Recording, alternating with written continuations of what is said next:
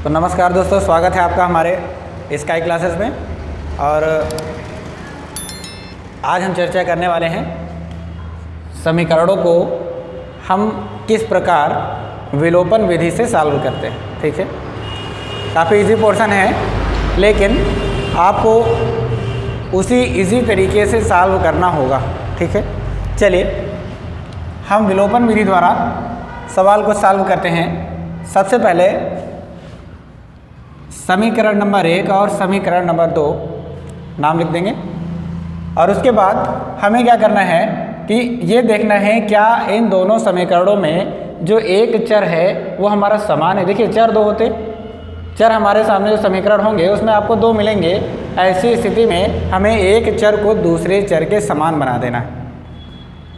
जैसे यहाँ पर हमें ये 2x दिख रहा है तो यहाँ भी कितना होना चाहिए, 2x होना चाहिए।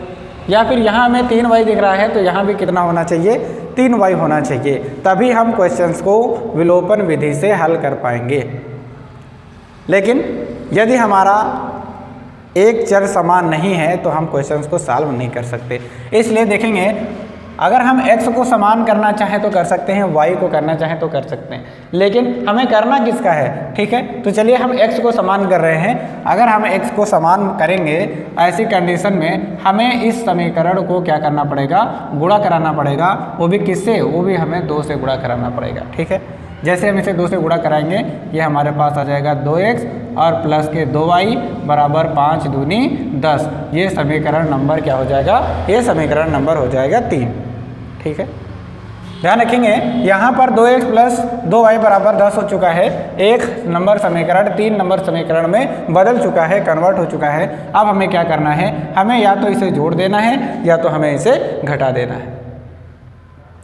लेकिन ध्यान रखना, जब हम जोड़ेंगे तो नीचे वाला जो समीकरण होगा उसके निशान में कोई भी परिवर्तन नहीं होगा।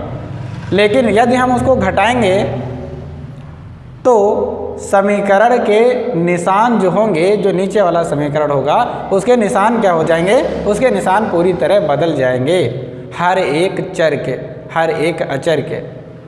ठीक है, तो यहाँ पर हमें क्या देखना है, हमें इसे घटाना चाहिए। क्या करना चाहिए, हमें इसे घटाना चाहिए। क्यों, क्योंकि जब दो चर एक समान होते हैं, ऐसी कंडीशन में यदि हम उन्हें जोड़ देंगे तो वो एक दूसरे से कटेंगे नहीं, बल्कि क्या हो जाएंगे, जस्ट डबल हो जाएंगे।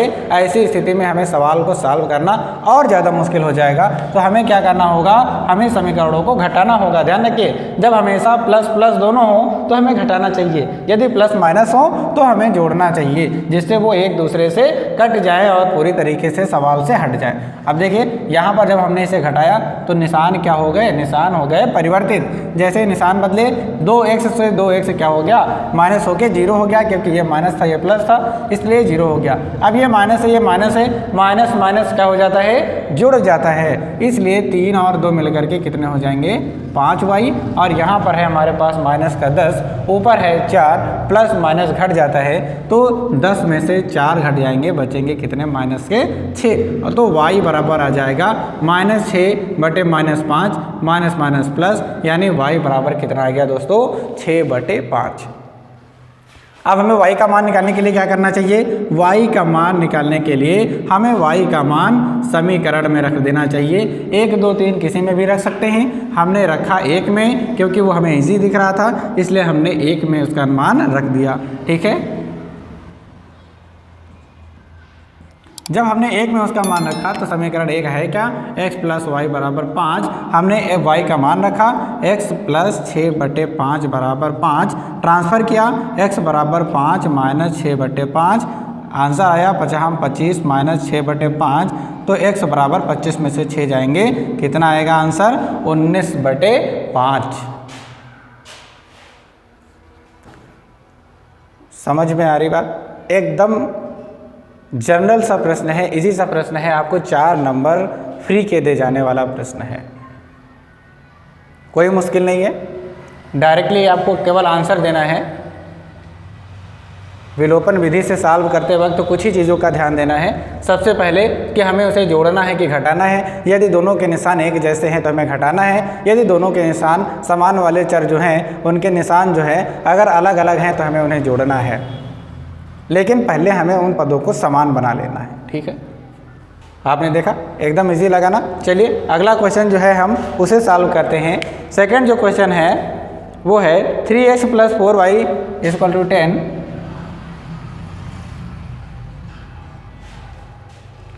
अगला है 2x - 2y = 2।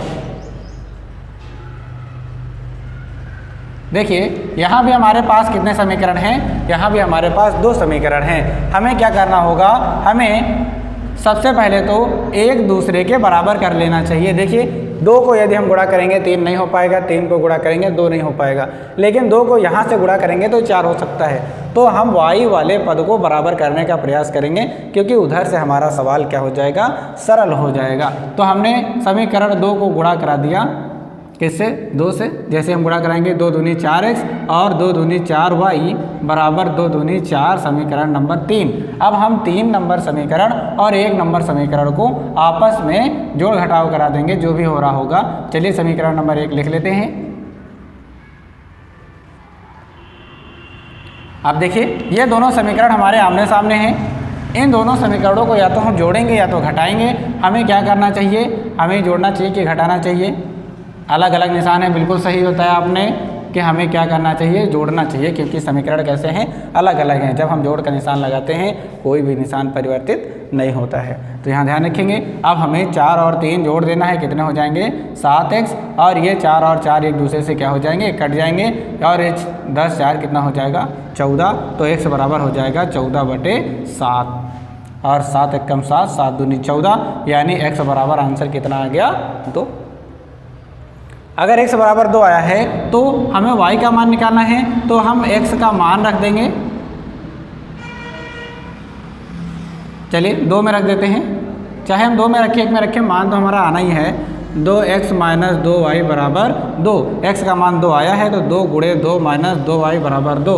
2 दूनी 4 - 2y = 2, माइनस के 2y = 2, और ये 4 इधर आएगा तो माइनस का हो जाएगा, तो माइनस के 2y = 4, और ये 2 यानी घट के हो जाएंगे -2, y बराबर हो जाएगा -2/-2, माइनस माइनस प्लस, 2 × 2, y बराबर आंसर कितना आ गया, 1।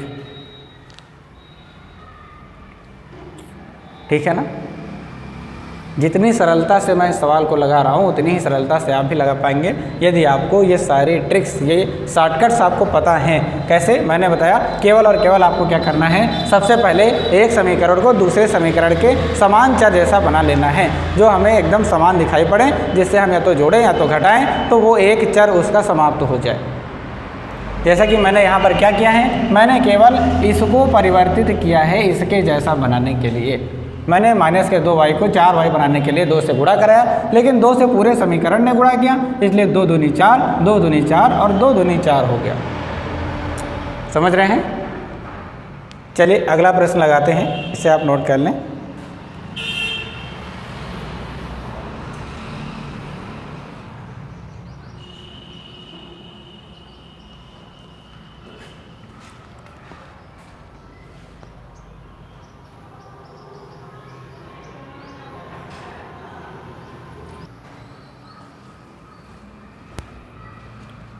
तो अगला प्रश्न है हमारे सामने 3x - 5y = 4, लेकिन मैंने उसे ट्रांसफ़र कर लिया है। ठीक है, अगर हम चाहें तो उस टाइप से भी लिख सकते हैं, बाहर की तरफ। ठीक है, चलिए मैं बाहर की तरफ ही लिख के दे रहा हूँ।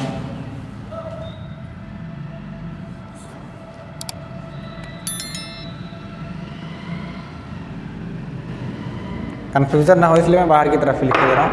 आंसर हमारा सेम होगा, आंसर में कोई परिवर्तन नहीं होगा। चलिए मैं इसे सॉल्व करता हूँ। देखिए यहाँ पर क्या आपको कोई समान चर दिखाई पड़ रहा है, नहीं। यहाँ देखिए x और x है, लेकिन यहाँ 3 है, यहाँ 9 है। हमें ये दोनों एक दूसरे के समान नहीं दिखाई पड़ रहे हैं, तो हमें इसे 3 से गुणा करा देना चाहिए। बस ये 3 तरीका कितना हो जाएगा, 9 हो जाएगा, एक जैसा हो जाएगा। हमने इसे गुणा करा दिया किससे, 3 से, तो ये हमारा हो गया 3 तरीका 9x, 5 तियाँ 15y और 4 तियाँ 12, समीकरण नंबर 3। ये आपके क्या हो गए, ये आपके अब समान हो गए। जैसे ही समान हो जाएंगे हम इन्हें जोड़ पाएंगे, घटा पाएंगे। हमने क्या कर दिया, हमने इन्हें घटा दिया, क्योंकि समान वाले जो चर थे वो दोनों प्लस के थे। जब दोनों प्लस के हों तो हमें घटाना चाहिए, जिससे वो एक दूसरे से समाप्त हो सकें। अब ये दोनों एक दूसरे से कट हो जाएंगे, ये माइनस का ये प्लस का, और ये दोनों अब यहाँ घटा रहे हैं तो सारे निशान क्या हो जाएंगे, बदल जाएंगे। ये प्लस का ये माइनस का घट जाएगा, बचेगा 3 नहीं, यहाँ बचेगा 13। कितना बचेगा? 13y। और यहाँ अगर हम देखेंगे तो 12 और 7 यानी और ऊपर वाला है प्लस का, नीचे वाला माइनस का। 12 में से 7 जाएगा, कितना बचेगा बताइए? बचेगा -5। ठीक है, अब हमें y बराबर लिख देना है, y बराबर -5/13। ये हमारा y का मान निकल आया। अब y का मान निकला है तो x का निकालेंगे। यहाँ लिखेंगे y का मान समीकरण 1 में। ठीक है, एक है क्या हमारे पास? 3x - 5y = 4। तो हमने रखा 3x - 5 गुणे y का मान है -5/13 = 4। अब देखिए ये गुणा हो गया, 3x 25 माइनस प्लस 25/13 = 4। ये उधर ट्रांसफ़र हो गया, 3x = 4 - 25/13। डायरेक्ट घटेगा नहीं तो इधर लिखे दे रहा हूँ, 3x = 4 - 25/13। ये इधर गुणा करके उसके बाद घटेगा, 3x यानी 13 चौको 52 - 25/13 यानी 3x बराबर 52 में से 25 जाएंगे, कितना बचेगा? 27। 27/13, 3 इधर आ जाएगा, x बराबर 27/13 गुणे 3, 3 एकम 3, 3 9 27, x बराबर आ जाएगा 9/13। देखिए कहीं फॉल्ट तो नहीं है? ठीक है, 9/13। केवल आपको सवाल को सॉल्व करते जाना है। क्या किया है? पहले हमने उसी चर को समान बनाया है, उसके बाद मैंने घटा दिया है क्योंकि दोनों प्लस के थे। y का मान निकला है, y का मान मैंने समीकरण 1 में रख दिया है। अब वही हमारा सवाल पूरी तरह से सॉल्व हो चुका है। ठीक है, चलिए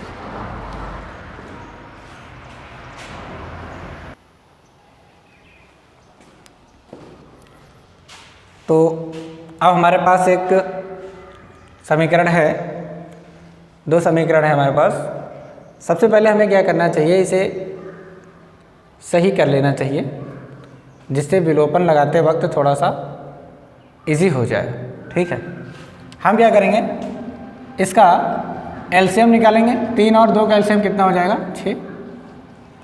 जैसे ये 6 होगा, 2 3 6, तो 3 को 1 से गुणा कर देंगे, यानी कितना हो जाएगा? 3x। और 3 दूनी 6, तो 2 दूनी कितना हो जाएगा? 4y प्लस बराबर माइनस का 1।